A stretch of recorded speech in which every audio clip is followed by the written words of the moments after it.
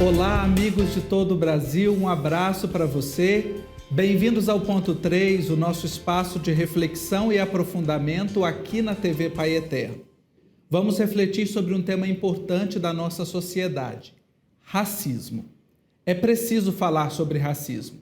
Em pleno século XXI, este é um assunto que ocupa páginas de noticiários e está presente no cotidiano de uma parcela muito expressiva da nossa população. Liberdade e escravidão marcam o itinerário da história brasileira. Neste ir e vir, brotou o preconceito. Surgiu assim um tempo em que discriminar as pessoas por causa da cor da pele era socialmente aceito e, aos olhos da justiça, apenas uma contravenção penal. Isso não era suficiente. Para tentar pôr fim a isso, há exatos 31 anos, surgiu a Lei número 7.716, que define os crimes de racismo. Contudo, ainda há muito por fazer. Na encíclica Fratelli Tutti, o Papa Francisco afirma que existem periferias que estão próximas de nós, no centro de uma cidade ou na própria família. Também há um aspecto da abertura universal do amor que não é geográfico, mas existencial. Cada irmã ou cada irmão que sofre, abandonado ou ignorado pela minha sociedade, é um forasteiro existencial, embora tenha nascido no mesmo país. Pode ser um cidadão com todos os documentos em ordem, mas fazem-nos sentir como um estrangeiro em sua própria terra. O racismo, afirma o Papa, é um vírus que muda facilmente e, em vez de desaparecer, dissimula-se, mas está sempre à espreita. Para esta edição, escolhemos tocar nesta chaga da sociedade brasileira, para colaborar não apenas na garantia da efetividade da lei, mas na dignidade que é necessária a todas as pessoas. Vamos conversar sobre este assunto com a jornalista Márcia Marques, conectada conosco diretamente de João Pessoa, na Paraíba. Olá, Márcia. Olá, Túlio. É um prazer estar aqui nesse programa, principalmente para tocar nesse assunto tão delicado. Estou à disposição. Obrigado. E também conosco o Eduardo Guedes, advogado e professor universitário, conectado conosco aqui desde Goiânia. Bem-vindo, Eduardo. Marcos, Márcia, é um prazer estar aqui para a gente dialogar sobre esse tema. Pois bem, já nós vamos começar a nossa conversa, mas antes eu tenho um recado. Você que nos acompanha em todo o Brasil, essa obra só existe para levar o amor do Pai Eterno até você. E para que ela continue cumprindo a sua missão, nós contamos com a sua colaboração. Por isso, você pode se tornar um membro desta família que ama e evangeliza, ligando para nós no 62 3506 9800 ou acessando o nosso portal na internet, paieterno.com. O Pai Eterno conta com você. Veja só, 55,4%. No primeiro semestre de 2020, esse foi o percentual de pessoas que se declararam negras no Brasil, segundo a Pesquisa Nacional por Amostra de Domicílios, a PNAD, uma pesquisa contínua do IBGE.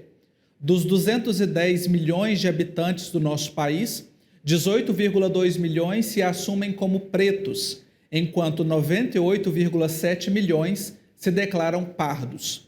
Os negros, que o IBGE conceitua como a soma de pretos e pardos, são, portanto, a maioria da população.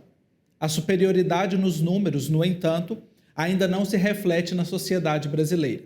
Conforme nós dissemos no início do programa, a Lei 7.716 define os crimes de racismo. Vamos conhecer um pouco desta lei. Assinada em 5 de janeiro de 1989 pelo então presidente da República José Sarney, a Lei 7.716 passou a ser conhecida pelo nome de seu autor, o ex-deputado Caó. Carlos Alberto Caó de Oliveira era jornalista, advogado e militante do movimento negro. Nascido em Salvador, mudou-se para o Rio de Janeiro, estado pelo qual, em 1982, elegeu-se deputado federal. Como constituinte, Caó regulamentou o trecho da Constituição Federal que torna o racismo inafiançável e imprescritível. Depois lutou para mudar a Lei Afonso Arinos, de 1951, que tratava a discriminação racial como contravenção. Morreu em fevereiro de 2018, aos 76 anos. A Lei Caó define a punição para os crimes resultantes de discriminação ou preconceito de raça, cor, etnia, religião ou procedência nacional. Entre esses crimes estão impedir o acesso de uma pessoa devidamente habilitada a um cargo público ou negar emprego na iniciativa privada, que podem render penas de 2 a 5 anos de reclusão. O artigo 1º da lei define que serão punidos na forma desta lei os crimes resultantes de discriminação ou preconceito de raça, cor, etnia, religião ou procedência nacional. Pois bem, ouvimos aí um pouco sobre a lei. A lei existe, mas será que ela é efetivamente aplicada? É um ponto que a gente vai refletir aqui também neste nosso programa. E eu começo já conversando com a Márcia Marques, né? Nós ouvimos aí também a pesquisa nos mostrando um número muito expressivo de negros no Brasil. E você também, como mulher, nós não podemos ignorar que a presença feminina na nossa sociedade também é marcante. Contudo, nos lugares de representatividade e tomadas de decisão, nós não vemos essa mesma expressividade nem de mulheres nem de negros. Como é que nós podemos refletir sobre isso? Pois é, Túlio. Minha saudação a você, a Eduardo, que também está aqui conosco no programa, você que se escuta de casa. É um tema extremamente delicado para a gente falar e extremamente importante. A representação da população negra na sociedade ainda é muito fatiada. A gente consegue identificar facilmente numa análise superficial, apenas em olhar para o ambiente onde nós estamos, onde estão os negros. Se você chegar num espaço, vamos dizer assim, economicamente superior, um lugar onde ricos frequentam com mais facilidade, e você fizer uma análise superficial, que a gente chama de teste do pescoço, virar o seu rosto para os lados e observar, os negros eles estarão, a extrema maioria, nos lugares de subserviência, dos empregos que a gente fala, né, numa escala social que a gente chama até de subempregos, uma palavra até bem equivocada, eu acho. Mas eles estão servindo, eles estão na limpeza, eles não estão no lugar das pessoas economicamente mais favorecidas. E nos cursos universitários, os cursos de medicina e engenharia, que são cursos mais caros, mesmo em universidades públicas, mas são acessos mais restritos, mais caros, também não temos tantos níveis. Então, a sociedade ainda é muito dividida. Nós ainda vivemos as consequências dos 400 anos de escravidão. Foram 400 anos, não foram 30 dias, foram 10 anos de escravidão. Foram quase 400 anos. Então, essa sequela não se acabou do dia para a noite.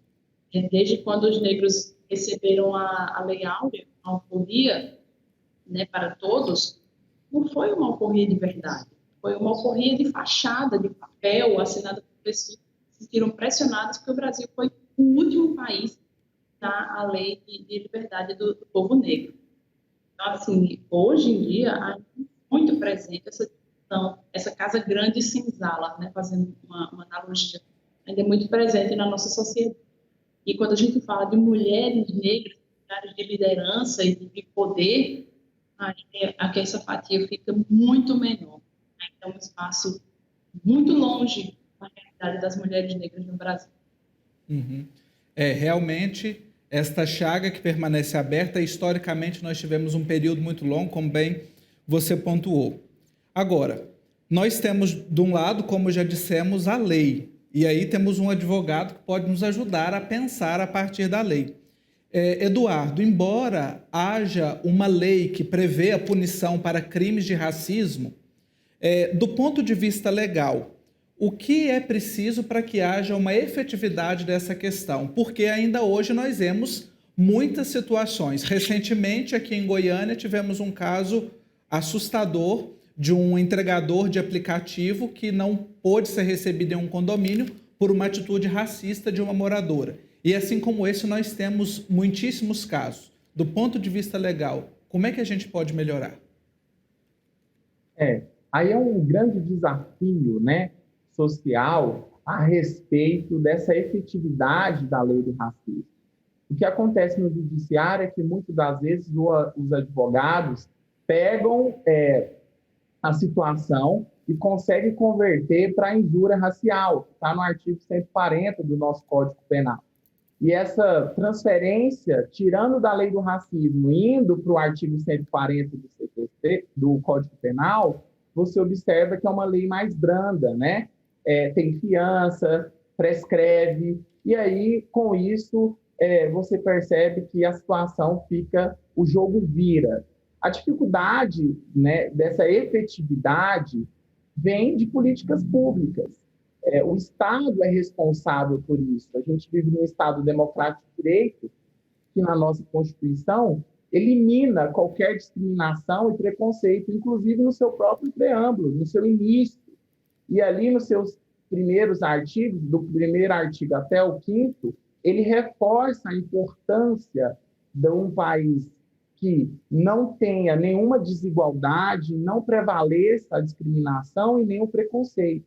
Então, através de políticas públicas que reforcem esse crime e que o judiciário fique atento a essa transferência, né, de algumas situações, de alguns casos concretos, entre racismo para injúria racial, como o mesmo vídeo que você trouxe para nós, Marcos, falou, você percebe que o racismo ele é inafiançável e ele não prescreve.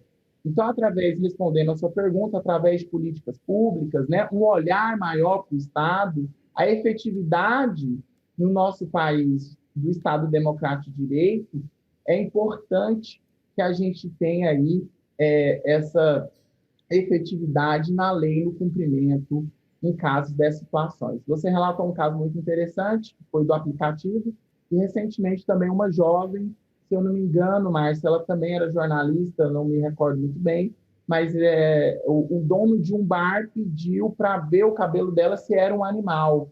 Então, são situações constantes aqui no nosso estado que a gente tem que começar a debater mais sobre esse tema e, com certeza, a efetividade, né, da lei.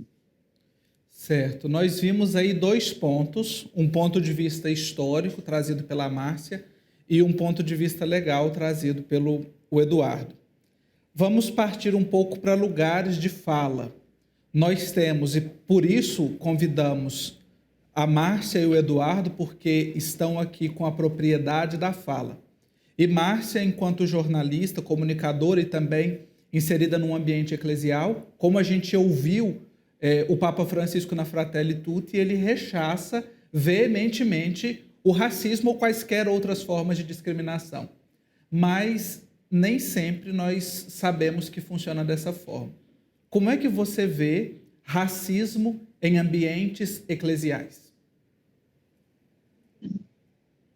O racismo ele está em todos os ambientes, inclusive no eclesial. Não é diferente. Eu atuo na Arquidiocese da Paraíba, sou assessora de comunicação desta igreja particular. E é claro que eu já presenciei situações em que algumas pessoas me olharam atravessado, subestimaram o cargo que eu ocupo, simplesmente pela cor da pele. A gente sabe que quem é negro sabe quando está sendo vítima do racismo, né? Então, no ambiente eclesial, quando a gente fala nas bases, que a gente, enquanto igreja, a gente trabalha muito nas bases. Nas bases não há tanto. Sabe por quê? Porque nas bases, onde estão as periferias, onde está o povo, de um modo geral, os negros estão inseridos com mais facilidade. Então, nesses espaços, a gente não vai vivenciar com tanta facilidade assim, uma situação de racismo.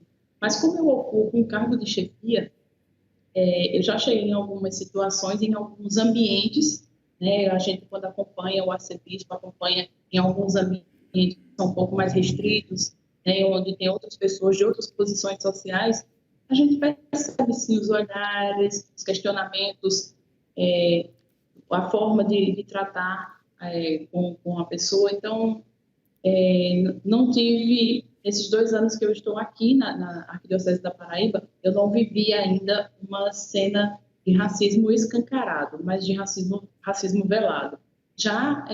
Eu já estou no ambiente eclesial há 10 anos, né, na outra cidade onde eu atuava, Campina Grande, que é a minha terra natal, ali sim eu já vivi cenas de racismo explícito, né, da pessoa dizer em todas as letras o que é que esta negrinha está fazendo aqui. Ela não está à altura do cargo que ocupa. E eu sei que tudo isso foi por racismo. Então, assim, em todos os ambientes, não só no eclesial, como eu já falei, isso vai acontecer. E aí entra, eu acho que a gente pode até reforçar mais um pouquinho à frente, o empoderamento da pessoa negra, dessa posição, do lugar de fala, de estar empoderado a ponto de não admitir esse tipo de comportamento e agir, tanto socialmente quanto legalmente, como já colocou bem o nosso amigo Eduardo, né, falando, nós temos uma lei que nos protege e mesmo assim a gente ainda encontra algumas dificuldades na hora da aplicação da lei, né, porque a lei é perfeita, mas quem a faz acontecer muitas vezes deixa a desejar. Certo. Importante reflexão que você traz, e eu aproveito para abrir um parêntese, você que muito bem ocupa aí na Igreja da Paraíba, esta igreja que teve um grande bispo negro, Dom José Maria Pires, Dom Zumbi, de saudosa e feliz memória, e que acredito que para que a memória dele seja de fato honrada, essas situações não possam mais acontecer nem aí, nem em lugar nenhum. Partindo para o campo da educação, que é onde também atua o Eduardo, né, além de advogado, é professor, a gente sabe o papel da educação em todas as esferas da nossa vida. O que tem sido feito hoje no campo educacional, seja na educação básica, seja na educação superior, onde você atua, é suficiente para ajudar no combate ao racismo e aos preconceitos? Bom, Marcos, eu acho que a gente está começando, né? A gente está engatinhando aí para algo, para o sucesso, né? Nessa integração. Hoje é muito difícil você ter, ainda é difícil, título universitário, né? Para pessoa da cor de pele negra, para o negro. Um trabalho corporativo com boa remuneração são os grandes desafios que a gente enfrenta na educação. Agora, o que a gente precisa, né, entender é que é um trabalho de formiguinha. Inserir o negro nas universidades e tirar o negro do alfabetismo, né, é algo que precisa ter esse caminho aí percorrido ao longo do tempo. O que se vê hoje, através das cotas, é que a gente está começando essa inserção. A meritocracia não gosta das cotas raciais, ela fala que quem quer consegue, mas nós sabemos, eu e a Márcia, que é um lugar que você consegue, as cotas ela têm um objetivo específico, que é a inserção desse negro nas universidades. Principalmente porque a gente tem uma inversão de valores na parte educacional. O pobre ele fica na escola pública até o ensino médio fundamental. Logo depois ele é inserido na educação superior particular, quando ele consegue, através de bolsa de ProUni, né? Bolsas aí que ajudam essa inserção. E, na verdade, a elite, elas ficam nas escolas particulares e depois elas migram para as universidades públicas. Então, a gente percebe que o ensino superior federal, não generalizando todos os cursos, mas percebemos que a grande parte da elite, principalmente nos cursos de maior ascensão, como medicina, engenharia, direito, a elite usufrui desse ensino não pago, né? Desse ensino público. Então, as cotas ajudam a inserção do negro, sem sombra de dúvidas, por várias, não estou querendo debater cotas aqui, mas é algo que a gente pode falar em relação à educação, ao ensino. Eu posso dar um exemplo muito claro meu, Marcos, e para você também, Márcia. eu sou o único negro da minha turma de mestrado de uma instituição privada. Então, você percebe que o déficit é muito grande, mas seria ali muito cruel com a nossa atual situação falar que não estamos caminhando. Estamos indo, né, enfrentando dificuldades aí, mas um trabalho de formiguinha para a gente chegar em algum lugar ou chegar num lugar sem nenhuma discriminação e inserção social total, né? Sabendo que a educação é um elemento básico da nossa Constituição. Certo. Partindo já para os finalmente do nosso programa, da nossa reflexão, eu trago um lugar importante em que nós estamos vivendo, em que nós estamos habitando, que são as redes sociais. Às vezes nós vemos muitas situações de racismo, preconceito, discriminação no olho a olho, no cara a cara. E elas nem sempre são tão expostas, mas nas redes sociais elas acontecem com toda a fúria de uma pessoa. Então eu gostaria de ouvir de cada um, da Márcia enquanto jornalista, do Eduardo enquanto advogado também, de que forma que nós podemos combater esse tipo de situação nas redes sociais. As redes sociais, elas escancararam, né, o ódio velado das pessoas. Às vezes, isso já são estudos comprovados, né, com sociólogos, antropólogos, que pessoas que têm esse ódio velado, esses preconceitos, eles não conseguem falar cara a cara com uma pessoa, eles usam as redes sociais como um escudo, como se houvesse ali uma proteção para que essa pessoa consiga ser odiosa, né? Acontece em muitos casos com pessoas públicas, né? Eu nunca sofri racismo, por exemplo, nas minhas redes sociais, porque eu não sou uma pessoa pública, meu perfil não é aberto, não está lá para todo mundo que quer olhar e comentar alguma coisa. Mas pessoas públicas, mulheres e homens negros que têm seus perfis públicos, né? A gente tem vários casos aí de pessoas famosas que entram na justiça contra esses inúmeros casos. As pessoas se sentem no direito de falar e ainda usam a justificativa de é minha opinião. Não é a sua opinião. A opinião não dá direito à liberdade de agressão a ninguém. Há que haver este limite que as pessoas não têm mais. Então, as redes sociais, elas ajudaram a escancarar os racistas, os homofóbicos, os preconceituosos de toda a natureza, né, nesses espaços. E aí, cabe a quem sofre esse tipo de violência, né, procurar a justiça, procurar ajuda e não baixar a cabeça. Vou reforçar de novo o que eu já tinha falado, né, sobre o empoderamento. A gente não pode simplesmente baixar a cabeça, se sentir ofendido e se calar. Tem que haver essa resposta, tem que haver esse posicionamento e não deixar que ninguém passe, né? A gente diz que racistas não passarão também, e não passarão mesmo, nem na nossa frente, nem atrás, nem nas nossas redes sociais. Então é preciso que haja esse posicionamento e quem presencia o racismo também precisa ser antirracista. Não adianta também só lamentar, dizer, nossa, que triste, que feio, e não se posicionar. Se você não toma um partido nesses casos, você está do lado do agressor. Então, é preciso que todo mundo abrace essa causa, essa luta, e quem sofre o racismo é preciso estar forte e amparado de todas as formas para combater esse tipo de comportamento nas redes sociais. Eduardo? A primeira coisa aqui para a gente fechar é lembrar que o racismo, ninguém nasce racista. As pessoas aprendem a ser. Então, o racismo, é importante as pessoas entenderem que você pode começar a acabar, né? É um combate com o ensino. Porque, ao mesmo tempo que você ensina uma criança a ser racista, você pode desensinar.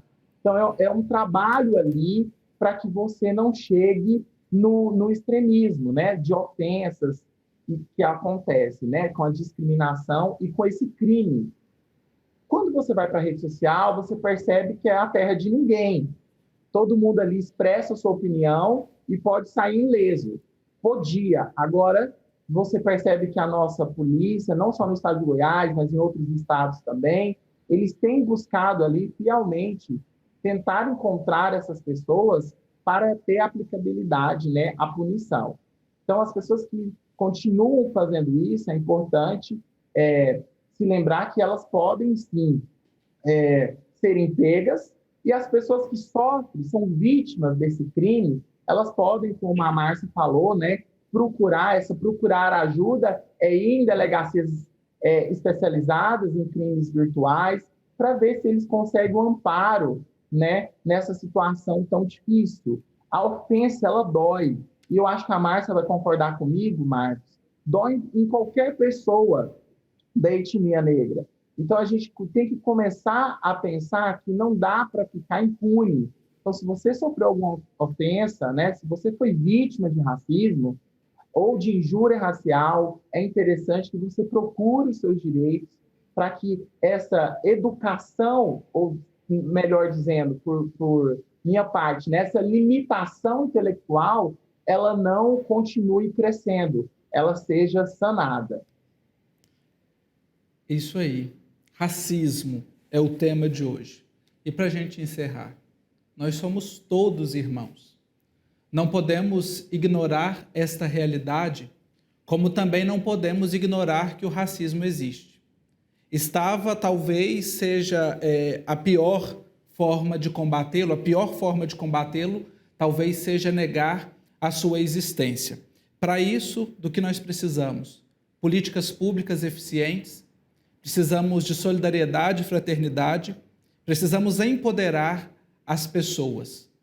E eu agradeço muitíssimo à jornalista Márcia Marques e ao advogado Eduardo Guedes pela participação neste nosso programa Ponto 3. Obrigado pela reflexão, pela colaboração de vocês. E eu encerro esta edição com um pequeno poema de Maya Angelou, uma negra norte-americana e que muito nos ensina. Matando o tempo. Sua pele é como o alvorecer, a minha como o crepúsculo. Uma delas colore o começo de um certo fim, a outra o final de um começo certo. Muito obrigado pela sua companhia, pela sua participação no nosso programa e até a próxima.